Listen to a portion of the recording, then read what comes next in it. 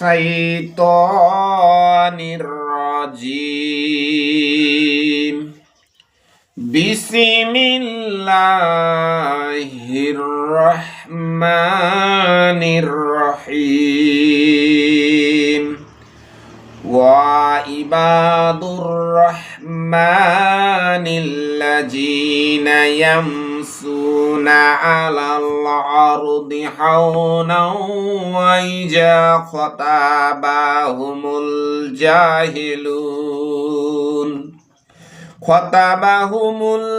الجاهلون قالوا سلاما والآخر آية আল্লাহ পাক রব্বুল আলামিন সূরা ফুরকানের 33 নম্বর আয়াতে বলছেন যে ওয়াইবাদুর রহমানিল্লাযীনা ইয়ামশুনা আলাল আরদ, তারাই দয়াময়ের বান্দা, তারাই রহমানের বান্দা, যারা পৃথিবীতে বিনীত হয়ে বিনম্র হয়ে চলাফেরা করে, একেবারে শান্ত ভাবে চলাফেরা করে এবং তাদের সাথে যখন জাহেলরা কথা বলে তখন তারা বলে সালাম।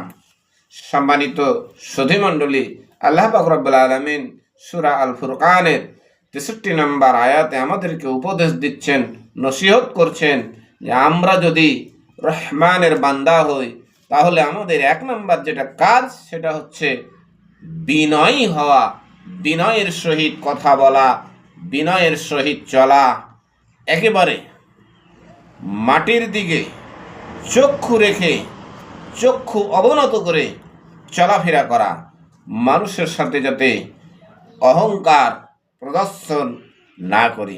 আমাদের ভিতরে কিছু মানুষ আছে যারা একটু ক্ষমতার মালিক হয়ে গেলে মানুষকে আর মানুষ মনে করে না, অহংকারী হয়ে যায়। অথচ আল্লাহ পাক রব্বুল আলামিন বলছেন যে অহংকার হলো আমার চাদর। কোনো বান্দাবান্দি যদি অহংকার করে সেজন্য আমার চাদর নিয়ে ছিনিমিনি করে, নাউজুবিল্লাহ। তাহলে আমরা অহংকার থেকে বেঁচে থাকবো। আল্লাহ রাসূল সাল্লাল্লাহু আলাইহি ওয়াসাল্লাম বললেন যে তোমরা অহংকার থেকে বেঁচে থাকো, কারণ অহংকার তার সমস্ত নেক আমলগুলিকে কি করে, গ্রাস করে ফেলে, খেয়ে ফেলে। সাহাবীগণ বলেন, ইয়া রাসূলুল্লাহ, কেউ যদি মনে করে তার পোশাক ভালো হোক, তার জুতাদয় ভালো হোক, তাহলে এটা কি অহংকারের ভিতরে শামিল হবে? আল্লাহ রাসূল বললেন না, কারণ আল্লাহ তাআলা নিজেও সুন্দর আর তিনি সুন্দর ব্যক্তিকেই পছন্দ করেন। অহংকার হলো হককে বাতিল করা আর মানুষকে হেয় প্রতিপন্ন করা, তুচ্ছ জ্ঞানে দেখা, খাটো করে দেখা, ছোট করে